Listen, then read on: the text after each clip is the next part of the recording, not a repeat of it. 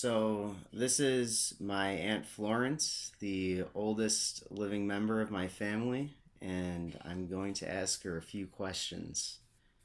Maybe more than a few, but I'd like to know a little bit more about her, and I'd like to be able to pass this down to future generations. Okay, so Aunt Florence, tell me, when and where were you born? In reality, I was born in Russia, in the town of Kiev, on February 24th, 1921. So, that would make you how old right now? A young 98. Oh, okay, only 98. How many siblings do you have, or I did you only have? had one sibling, my sister Sylvia, and she's been gone for about 6 years. Okay. What do you know about the place where your parents were from? Very little, and yet very much. It was Europe, it was Russia and Poland, and it was way before the 1920s that they came there, and they actually were born in that area and met and so on. Eventually married. Okay. So I'm under the impression that your family immigrated to the U.S. at some point. Would you be able to tell me My that story? family tried, first of all, having been born there, they tried to get to the United States when I was 40 days old. They were not allowed to get off the ship that they were on because they had no papers. So they stayed on the ship, and the next port of call was Havana, Cuba. And that's how we came to be in Cuba. They accepted the family, and we stayed there until I was about 7.5 years old, at which point my mother and father decided to come and visit her father and mother, stepmother actually. Her father was Louis Herman, who came to the United States when she was still a young woman in Russia. Okay. So how did or what kind of ship was it? Do you know anything about that? From what I understand, it was a passenger ship that had the usual first class, second class, third class, and so forth. And my mother created quite a stir because it turned out her tickets were for steerage, and she refused to go to steerage with a baby. So after all the wild talking, they found a second class stateroom for her, and she did the rest of the crossing in style. Oh, that was quite lucky, I would say. Well, she just was not going to have the babies in a steerage situation. She went down the stairs, she saw people throwing up, some people were just plain sick, some people were sleeping on the floors. That was not for her. That doesn't sound like a good place for a baby, does Not it? good for a baby. Yet there were babies down there. So, um, you your family arrived in Cuba, and then that's kind of where your story begins, per It se. really begins for me because that's all I remember. So, what are some of your first memories? With somewhat Your first memories my first of your memories. childhood, yeah. Um, well, I remember that my mother didn't believe the system in Havana for schooling was good enough, so she enrolled me in Catholic school. That was the first thing, with the caveat that I was not to have religion taught to me. You want that story? Yes, absolutely. So I was put in the library when everybody else went to religion. What happened after that was that after 2 weeks of that, I didn't like it. So I went to the Mother Superior and told her my mother said it's okay now for me to have Catholic teachings. And so now I had religion. And I was taught just like the other children. And as a matter of fact, I was very good at it. I got little medals, the little felt things that the children got for having outstanding work done in religion. So, This lasted until the end of the semester when I came home to my mother and asked that she buy me a long white dress. And she said, "For what?" And I told her we were going to have a party at school. In reality, it was for communion, Mm-hmm. and I wanted to go look just like the other children to communion. My mother was not stupid. She went back to the school and says, "Why does my daughter need a party dress? A white party dress?" And the mother superior says, "It's not a party, it's a communion." That was the end of the dress. Was it also the end of you going to? No, I got a scholarship in the Catholic school, and I went back there next year with a little supervision from my mother. So, what languages did your parents speak? I can't hear you too well. Sorry, what languages did your parents speak? They spoke Russian. My father spoke Russian and Polish. Both of them spoke Spanish. My mother learned English fairly quickly. My father finally learned it, and they spoke English. And that was it. Okay, so what about yourself at that time? I spoke, they also spoke Yiddish. And so they communicated with their friends and relatives in Yiddish primarily. And I caught on and I learned Yiddish. My grandmother used to take me to the Yiddish theater, and I proved to learn it very quickly, and I still have it to this day, Oh, that's crazy. as well as Spanish, as well as English. When did you learn English? What? When did you learn English? I learned English when we came here to visit my grandfather and grandmother, which was in September of 1930, to be exact, on Labor Day. I learned it by being put in a kindergarten circle to learn to speak the language and to read. And I went home every night and cried bitterly because I was in third grade in Havana. And this was a big come down. Grandma's gonna be done in a bit and gonna want to come in here. Jackie just so you know. I started at the kindergarten level and got to third grade in 2 months after I learned to speak English. Okay, that must have been a little bit of relief. A little bit of what? A relief. Relief, like a little bit better. Relief? Yeah. Yeah, I finally got to my own grade. I was humiliated. And do you remember what it was like transit? Or first of all, what do you remember about Cuba? About other than school? Well, I remember playing with kids. I remember incidents in my life. I remember all kinds of things from about the age of 4. So can you tell me a story of? Yes, my grandfather was confused. He thought I was a much older person and sent me a real, honest to God, emerald ring for a present from Chicago. And of course, I was not allowed to wear it because, first of all, it was too big, and second of all, it's not the type of thing that a 7-year-old kid wears. And one day on the streetcar, we had no car there, and most people didn't have cars. It was public transportation. The streetcar, we took the streetcar to an affair that my mother was going to, and she was taking me with her. And I was wearing that ring with string tied onto my finger. We stopped at the streetcar to get some passengers on and off, and I looked out the window and saw that there was a sewer cover right under the window with a hole in it. So it occurred to me that maybe my ring would go right in the hole. So I took it off and aimed, and sure enough, I managed to get the ring right in the hole of the sewer cover. And that created quite a hubbub. Uh-huh.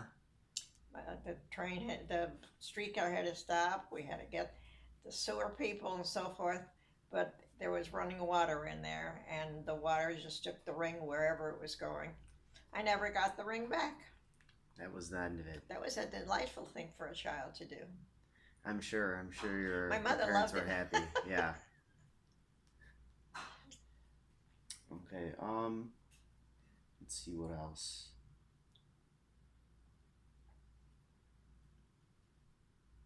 So, what did you and your parents do to spend time together when you were young? Well, we used to go to visit. It was a lot of visiting other people's homes, and they had children, so the children played together. We'd go to picnics. We'd go to pools, parks, nice, wholesome family type events. And were your friends or your family mainly friends with other Jewish immigrants? Yes, because there was a community here of people from the same town in Russia. Okay. They immediately had built in friendships, and they had a little poker club, I remember, for Saturday nights, and they all made plans for various events and various uh, things that they could do together. Okay. Um, so how do you feel about your education in the U.S.? Like, what was your opinion about it? What, I thought it was a good system. Um, in those days, for instance, girls were taught a home economy class, which they don't have now. I don't believe, and certainly not at the fourth grade level, where you were taught to sew and you were taught to cook. Simple things, but nevertheless enough to keep you able to take care of yourself if you needed to. and what about the boys? The boys got shop. They were in a they were taught a little carpentry and mechanics to some extent, and those classes are not prevalent in today's education. It's a little bit different and Yeah, definitely not I gender think it's a little segregated. different. Um, did you enjoy school? Did you put a lot of effort into it when you? I can't hear. Sorry. Did you enjoy your classes I and? love school, and luckily I was good at it. I got high marks. Okay, and what did you go to high school in the same sense that we know high school today? Was it I similar? went to a high school very similar to what it is today. Um, Was that here in I don't think Chicago? it's even, I don't think it even changed. Actually, it was a junior high school first, and then high school.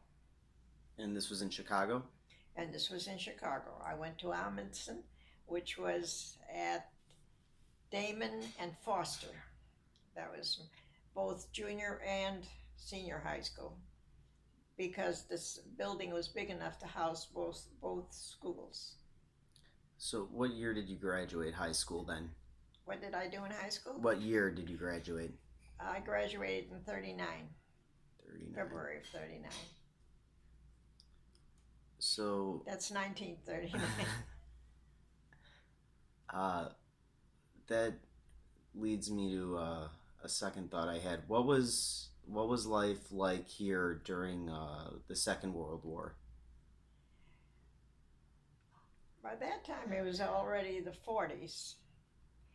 Um, Aside from the fact that most men were in service or somehow connected with it, um, life was very good. Everybody was employed, everybody had a job, and everybody was making money. Our life, specifically, I got married in 42, and uh, my husband, Irv, was in the same school that I was, and he went on to college. Wait a minute, I'm not making the dates right. We got married in 42 and I graduated in 39. Irv did college in 3 years, the 4 year college. And after that, uh, the war was still going on. And what did what did Irv do as far as research? After he got out of college, actually, before he even got out of college, he went to the University of Chicago. Um, the atom bomb was being invented at that time at the University of Chicago. And he, because he had a degree in chemistry, was hired on the spot. So he had an immediate job. However, he didn't know that that's what the job was. What he knew at that time was that he had a job in chemistry. And what changed, if anything, after he found out? What changed what? If anything, after he found out. Well, he didn't find out. The job required that he be transferred to the state of Washington, which was another branch of the Atom facility. And because I was able to have a job there too, I was able to go with him as his wife. Otherwise, I could not go. It had to be employees only at the time. Um, it wasn't until after he was there that he suspected what he was working on. But actually, no announcement was made to any of the employees as to what they were working on. He was also a spectrographer, so analyzing samples was no big deal. And practically any firm that had technical work would probably need somebody like him. Mm-hmm. And we found out about it much later. That is, he found out about it much later. I fortunately had a job with the plant superintendent and was immediately cleared for top secret. All 20 years of me. Uh, and handled documents and met people and so on. But without really having any background in the subject, I didn't know. I just was a nice secretary, that's all. Uh-huh. So, did you go to college? I went to college, to night school. After I graduated, I went to both Northwestern and um, University of Chicago downtown campuses because I worked downtown. So I was able to go to school directly after my job. I quit at 5 o'clock and I would take a 6 o'clock class, take the class, and then go home. So, I got approximately 2.5 years worth of college done that way, and I never finished. because you moved? Hmm? Because you moved, or No, because we were transferred out to Richland at that point, Richland, Washington, that was. Uh, and I didn't go to school there to finish. And by the time we did finish the job, I was pregnant and I Mhm. didn't go back. okay? So, tell me about how you met Irv. He sat in front of me in practically every class I sat in. His name was Irv Bubes and my name was Florence Bush. Alphabetical seating brought us together. Uh-huh. And so, when did you start talking? Do you remember? When did I start talking? When did you guys start talking? Like, when did you become friends? Oh, he couldn't stand the smell of formaldehyde. So he turned around and he said, "Would I please dissect his frog in the uh, geology class? Mm-hmm. Not geology, Biology? biology. Thank you." And so I dissected his frog. So we started talking. And then, what happened after that? How did you guys? Well, in those days, they had field houses at the parks that sponsored dances every Friday night. You came with your friends. It wasn't a boy girl type thing. It was a bunch of girls would go and a bunch of boys would go, and then you dance your feet off that night until about 10:30, 11 o'clock, and then you go home. So um, one night he just showed up at the field house and he saw me. He walked over and asked me to dance, and then he asked to take me home, and that's how it started. And then, how old were you at that time? How old was I? Yeah. 14 or 15. So then, you guys dated for a while, and then. And we did not waited for a while. We had to finish high school. Okay. I do have a funny story about that. Tell me. It was the custom of the theaters, the movie houses, to have a dance routine before the movie on Saturday matinee. And the couples would dance on stage to canned music. And if the couple who was chosen for the night or the afternoon as the best dancers received a big deal tickets for next week's matinee. So there was a young man named David that was a friend of mine, and he could dance absolutely like nobody's business. And the two of us made a pair. We weren't boy and girl type of thing. It was just two people dancing, Mm-hmm. and we would win the contests. So on this particular first Friday night that Irv came to the field house where there was dancing, he stepped all over my feet. I didn't say anything, but he turns around and he says, "Why didn't you learn to dance?" and here I won my ticket every single Saturday for months. Mm. So, what was your wedding like? This was still during the war, so the wedding was a relatively modest wedding. It was in the study at the temple, in the rabbi's study, and then from there we went to a hotel and had a nice um, dinner, and that was the wedding. Okay. And then. It did not cost $30,000.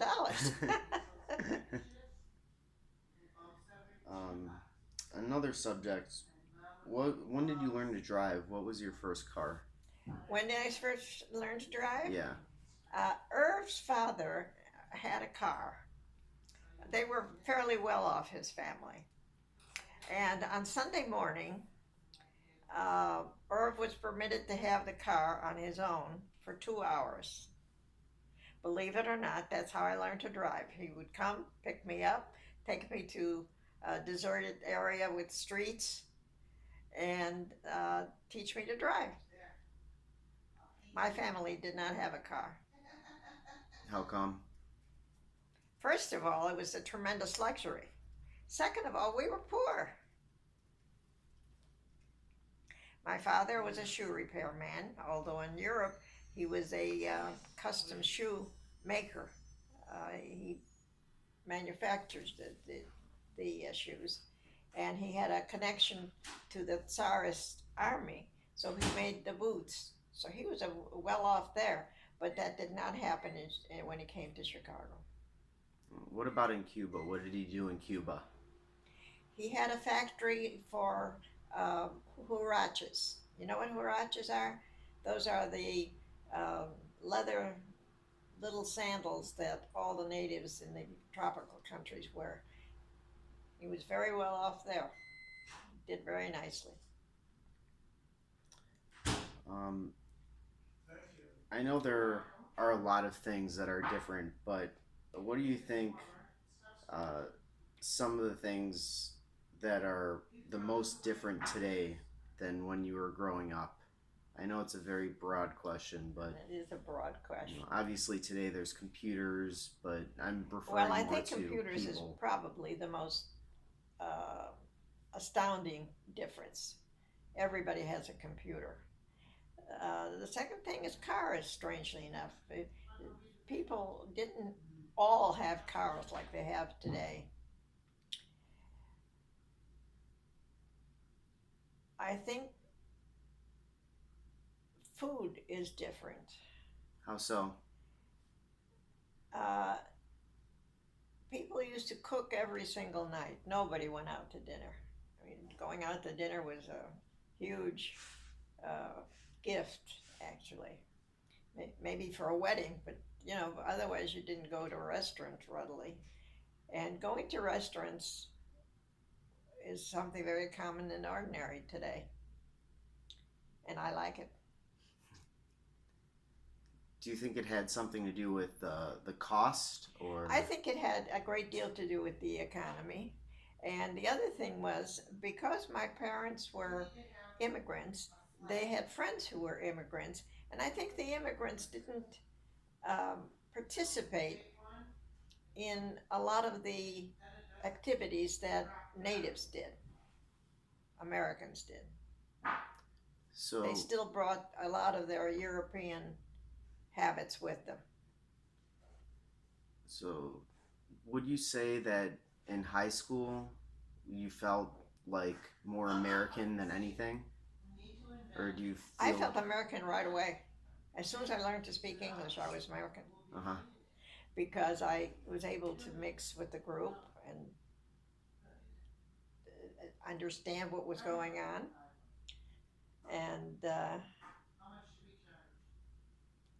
And there was a freedom at that time that you don't have today. Your door, you sometimes you didn't lock your door for days at a time, and nobody came and murdered you, and nobody came and robbed you. There was a much greater safety, even though it was a town, because Where we lived in Chicago. you lived in Chicago? Do you, First place we lived in Chicago, I remember, was on Bryn Mawr and Western. And one of my playgrounds was the cemetery across the street because it had pretty flowers. mm-hmm. And uh, on Halloween, the kids would dress up and go and have a bonfire at the school. Nobody took them there. No parents came. The kids all knocked on doors all by themselves. They got candy or whatever.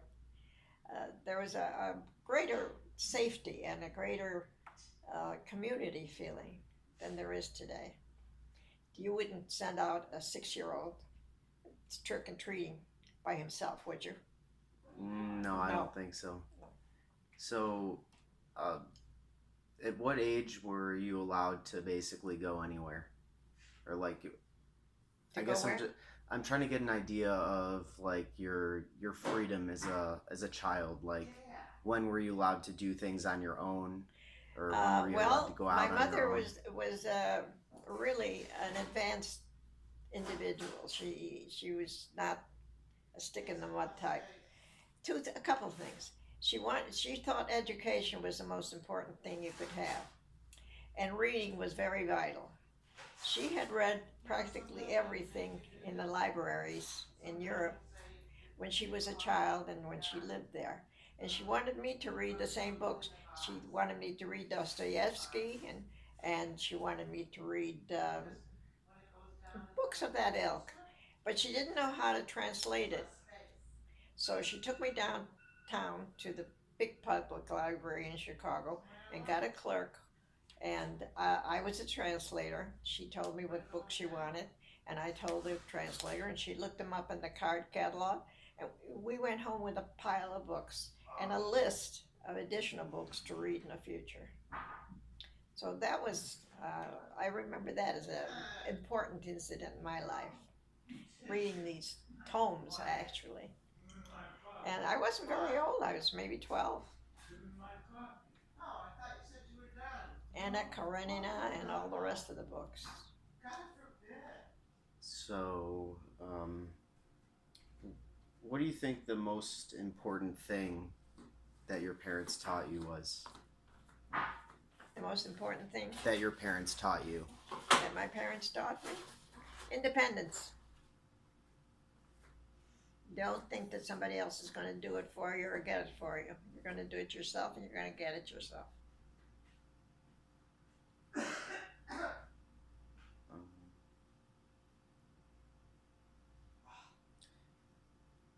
And that too has a story. My father had this shoe repair shop, and we lived in the back of the store at the beginning. till he learned the language and so forth and was able to do a little better. And my mother would come to the front of the store, I remember, and say to him in Yiddish, uh, please give me $1. And he would say, why do you want it? And she would say something like, well, I need to get butter and milk. And he would say something like, but you bought that yesterday. And she would say, yes, but we used it up. And finally, he would give her $1. I think that taught me more than anything else in the world because I decided right then and there that in my whole life, I would never, never, never ask anybody, or a husband especially, for money. So that I think that's where the independence came from. That's a great story.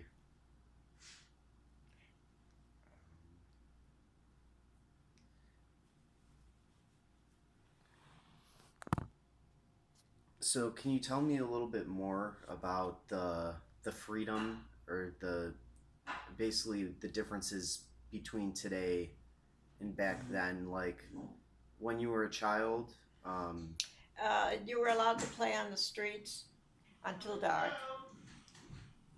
You never thought anything would happen there. First of all, there wasn't this kind of traffic. Second of all, um, your playmates were with you. And third of all, there were no boogeymen. You know, even though they they talked about a boogeyman sometimes just to scare you, but there was nothing mean on the streets. And this is in all the neighborhoods, not just where I was living. so basically, since at what age were you able to just go out on your own? 8 8? to from the time I came here, I walked to school, and walking to school was a long distance from Bremner and Western, for instance, to my first school, which was Budlong at Foster and California. It's a good 2 miles. Was it uphill both ways? I walked both ways, of course. And what did you like to do with your friends? Now, No, when you were young. oh, we played hopscotch and we played uh, chalk games on the sidewalk, and primarily I loved playing football with the boys. I was somewhat of a tomboy and climbed trees. There was one day when we were all playing, and suddenly we had a hut in a tree that we got from somebody who got a refrigerator delivered. And we had the crate, and we hauled that up into the tree. Uh-huh. And we used to have a tree house. And it was a lot of fun climbing up to the tree and playing up there. And one day it started to storm, thunder and lightning, and everybody ran home. I didn't. I went into the treehouse to see what it was like during a storm. Mm-hmm. My poor mother was on the street, and I could hear her calling, Florence, Florence. I did not answer because I wanted to see what the experience was like. Mm-hmm. And afterwards, she asked me where I was, and I told her I was with my friend Fern at her house. Lie. So, did you ever get into trouble when you were young?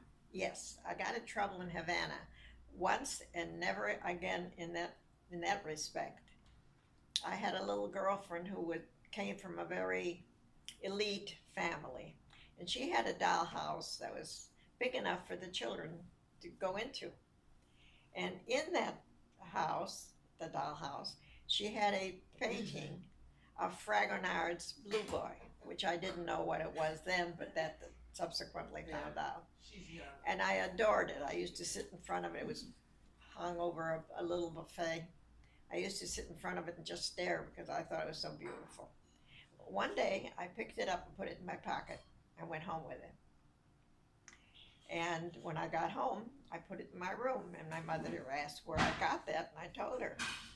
I said, the little girl's, Georgia was her name, Georgia's house. She says, did they give it to you? And I said, no. She says, did you take, I was maybe 6 years old at the time. I said, no, I took it. She says, well, you know, she says, you're not to take something that doesn't belong to you. We have to go back and give it back to the people. And we walked back to George's house. And it was the kind of a house where you had to ring a bell at the outside gate to be permitted to walk into the walkway Mm-hmm. that eventually led to the front door of the house. When we got to the front door of the house, a butler or some sort of servant answered and did not let us in, but called the woman of the house. And my mother explained to her that I had taken the picture and I would like to return it, which happened. I returned the picture and then went home with my mother with the apologies and all that. However, Georgia was never permitted to play with me again, and I was never invited to the house again. So I got a very good lesson. That's a moral story. I never took anything that didn't belong to me ever in my whole life. Um, so, what kind of things did you like to do when you were a teenager? When a teenager, Yeah. I liked to dance, I liked to hike, I liked to bicycle, um, play ball. In those days, we used to play kick the can on the street, and we used to play hide and seek. Those were all games, street games actually. They're marvelous. They don't have them today. No. Now we have handheld devices, and the kids sit inside, and yeah. My children didn't even, well, my children had some at the beginning, but it stopped.